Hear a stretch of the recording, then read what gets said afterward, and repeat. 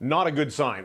The Canadian economy overall lost about 41,000 jobs, contrary to analyst expectations that we're going to have some modest gains. And it's a very different picture than the data for the previous month in June, when we gained 83,000 jobs. So the perception here is that this is maybe one of the first signs that the economy is slowing down, very likely because of the tariffs that have been placed on Canada's exports by the Trump administration. So what does this mean, though, moving forward? Well, we're going to see between now and middle of September, when the Bank of Canada has to make a decision on changing the prime interest rates.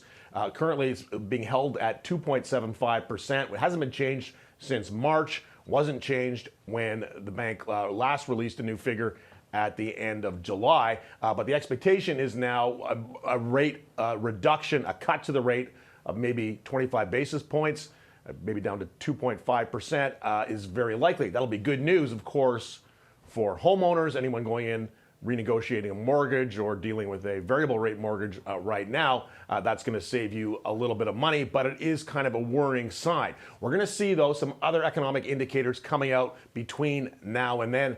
Crucially, on August 17th, the Consumer Price Index, the rate of inflation, basically is going to be released. And that is the really thing that drives those decisions about interest rates for the bank.